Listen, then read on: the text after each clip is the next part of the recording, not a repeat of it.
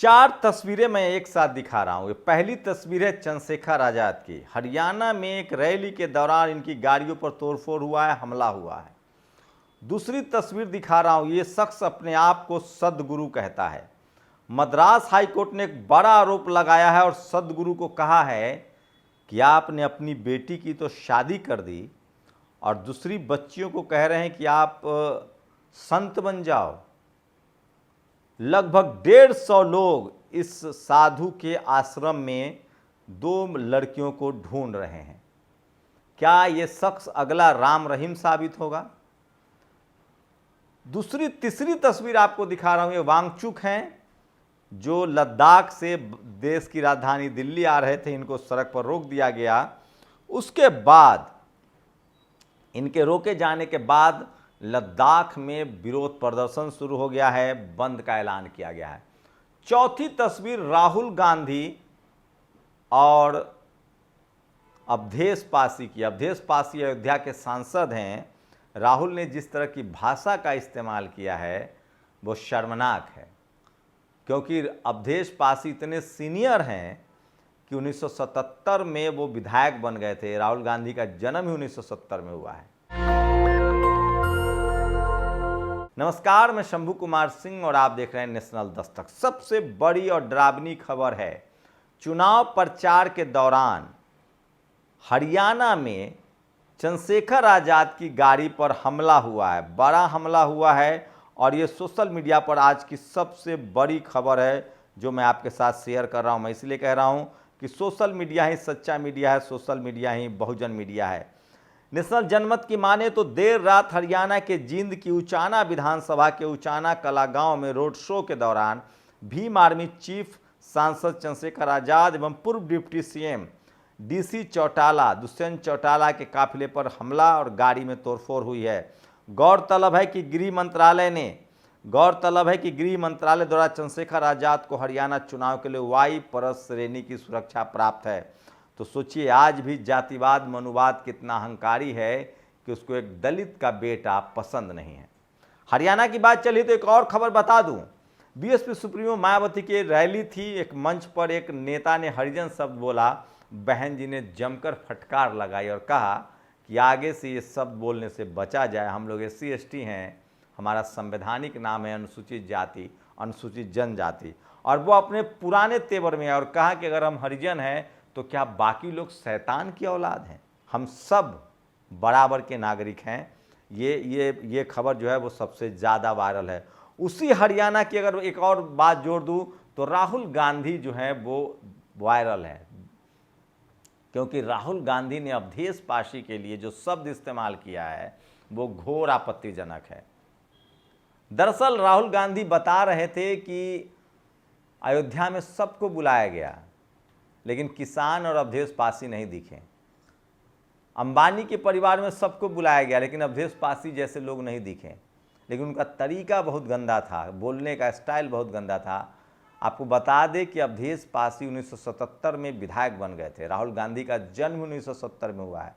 अरविंद कुमार ने एक और वाक्य लिखा है कि अभी जो यूपी विधानसभा के जो अध्यक्ष हैं महाना जी, एक बार एक अवधेश पासी खड़ा हुए बोलने के लिए, तो एक बीजेपी के विधायक बीच में रोक टोक कर रहे थे, तो वो विधानसभा अध्यक्ष के कहने के बाद भी नहीं रुके। तब उनको अवधेश महाना जी ने कहा कि बैठ जाओ चुपचाप, डांटते हुए, जब तुम पैदा भी नहीं हुए थे तब से अवधेश जी विधायक हैं। तो ये सबसे बड़ी खबर है और राहुल गांधी को इसको लेकर बहुत तू मैं हो रही है। और हरियाणा में इस वजह से दलित समाज और नाराज हो गया है और आज संविधान लेकर राहुल गांधी को पहुंचना पड़ा। इसका मतलब है कि हरियाणा अब कांग्रेस के हाथ से भी निकल रही है और मिलीजुली सरकार की तरफ बढ़ रही है। लेकिन ये खबर देखिए, ये वासुदेव जग्गी है, ये अपने आप को साधु कहता है। मद्रास हाईकोर्ट ने क्या जमकर फटकार लगाई है इस शख्स को, जब आप सुनेंगे तो दांतों तले उंगलियां काट लेंगे। ये शख्स जो है, मद्रास हाईकोर्ट ने सदगुरु से पूछा, अपनी बेटी की शादी कर दी है तो दूसरों की बेटियों को सन्यासियों की तरह रहने के लिए क्यों प्रोत्साहित कर रहे हो? यही मामला नहीं है। ये सबसे बड़ी खबर है जो सोशल मीडिया पर वायरल है। और आगे बता रहा हूँ, 150 पुलिस ऑफिसर्स इसके ईसा फाउंडेशन वाले आश्रम में सर्च कर रहे हैं। 2 बहनें जो हैं वो वहाँ रुक रही हैं, उसको लेकर इंडियन एक्सप्रेस की रिपोर्ट है। तो सोचिए, अपनी बेटी की शादी करके दूसरों की बेटियों को सन्यासी क्यों बना रहा है सदगुरु। मद्रास हाईकोर्ट ने पूछा है, ये साधु के नाम पर ये लोग लोगों को गुमराह करते हैं। राम रहीम के बारे में आप सबने सुन रखा होगा, सोचिए एक बार फिर से पैरोल मिल गया है, ये भी खबर है। आसाराम के बारे में आप सबको पता है, अब ये नया बाबा प्रकट हुआ है जो महिलाओं को अपने आश्रम में सन्यासी बनने के लिए प्रोत्साहित करता है, और मद्रास हाईकोर्ट ने इस शख्स को जमकर फटकार लगाई है। तो ये सबसे बड़ी खबर है। तीसरी बड़ी खबर है, सोचिए वांगचुक जो एक पर्यावरणविद हैं, समाज सेवी हैं, वो लद्दाख से दिल्ली आ रहे थे, राजधानी दिल्ली, कि लद्दाख में डेवलपमेंट के नाम पर वहाँ पर्यावरण को नाश किया जा रहा है, उनको बॉर्डर पे रोक लिया गया। उसके बाद लद्दाख में जनता नाराज हो गई है, सड़कें पर लोग निकल पड़े हैं, बंद का ऐलान किया गया है। अब नरेंद्र मोदी अमित शाह से कोई डरता नहीं है, अब फिर से लोकतंत्र की वापसी हो चुकी है और लोग खुलकर अपने संवैधानिक अधिकारों का इस्तेमाल कर रहे हैं। तो ये सबसे बड़ी खबर है। और हरियाणा में राहुल गांधी का कहना है कि कांग्रेस के अलावा सब बीजेपी की बी टीम है। राहुल गांधी को सोचना चाहिए कांग्रेस तो क्लोन है, फोटोकॉपी है। कब कौन कांग्रेसी बीजेपी में चला जाए किसी से छुपा हुआ है क्या? वो खुद बीजेपी को आरएसएस की बी टीम स्लीपर सेल कहते हैं। तो मुझे लगता है कि राहुल गांधी बीएसपी और इनेलो के गठबंधन से घबरा गए हैं, और ये बात तो तय है, इसका मतलब तो साफ है कि आज राहुल गांधी को फिर हरियाणा में संविधान पकड़ना पड़ा। इसका मतलब है कि उनकी स्थिति खराब हो रही है। तो ये तमाम बड़ी खबरें थी जो सोशल मीडिया पर वायरल था। उसी के बाद सोचिए, मध्य प्रदेश में निबंध लिखो, जातिगत आरक्षण देश के लिए घातक है। माध्यमिक शिक्षा मंडल की 12वीं की परीक्षा में इस तरह के पेपर लिखवाए जा रहे हैं। ओबीसी से आने वाले मोहन यादव को जवाब देना चाहिए, जो वहाँ के मुख्यमंत्री हैं, और ये खबर सोशल मीडिया पर वायरल है। और यूपी में अमन प्रजापति को इंसाफ दिलाने के लिए लोग सड़कों पर उतर चुके हैं। 15 सितंबर की रात नशे में धुत अनमोल अरोड़ा, सुकेत खन्ना, दिव्यम चौधरी ने अमन को थार से कुचल दिया था।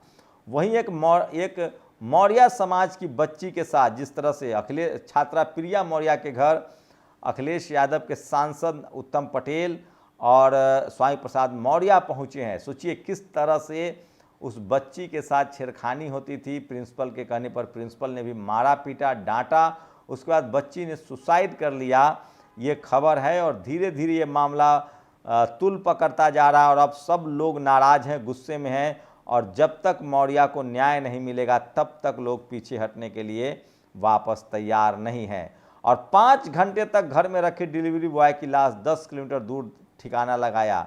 मोबाइल और कैश के लिए डिलीवरी बॉय भरत प्रजापति की चिन्हट इलाके में हत्या करके सबको टुकड़े टुकड़े कर बैग में भर दिया गया था। तो ये सोशल मीडिया पर सबसे वायरल खबर है जो सोशल मीडिया पर वायरल है। और कांग्रेस नेता हिमाचल से आने वाली नफरती खबरों पर खामोश हैं। राहुल गांधी इस पर कुछ नहीं बोलेंगे। अब ये नफरती अलगाववादी हुसैन लेडीज टेलर के सामने कुंठा निकाल रहे हैं। तो लगातार सोचिए किस तरह से लगातार हिमाचल में बीजेपी मॉडल को अपनाया जा रहा है, लेकिन राहुल गांधी के मोहब्बत की दुकान वहाँ चल नहीं पा रही है। वहीं बिहार में बाढ़ की खबर जो है वो बड़ी खबर है, और नीतीश कुमार ने हवाई सर्वे किया है। पप्पू यादव पहले की तरह वो सड़कों पर निकल गए हैं और गरीब लोगों की आर्थिक मदद भी कर रहे हैं, जो सोशल मीडिया पर सबसे ज़्यादा वायरल है। और अब बात सिनेमा की, आपने सुना ही होगा मिथुन चक्रवर्ती को दादा साहब फाल्के पुरस्कार मिल रहा है। मैं फिर कह रहा हूँ, दादा साहब फाल्के ने राजा हरिश्चंद्र बनाया, मुगलों पर फिल्में बनी, राजपूत राजाओं पर फिल्में बनी, लेकिन अलाउद्दीन खिलजी और बाजीराव पेशवा पर भी फिल्में बनी, लेकिन सम्राट अशोक, छत्रपति शिवाजी महाराज और बिरसा मुंडा पर फिल्में नहीं बनी।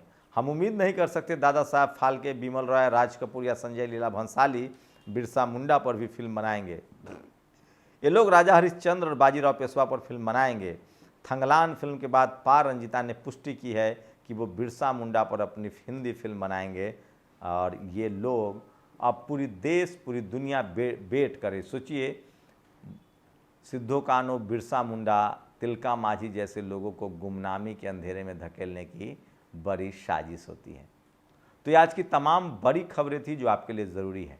शुक्रिया। नेशनल दस्तक की आपसे गुजारिश है कि अगर इसको बचाना चाहते हैं तो नेशनल दस्तक को सब्सक्राइब करने के लिए रेड कलर के सब्सक्राइब बटन को दबाएं, फिर बेल आइकन की घंटी दबाएं। नेशनल दस्तक को बचाने के लिए बहुत जरूरी है कि हर खबर को शेयर करें, लाइक करें, कमेंट जरूर करें।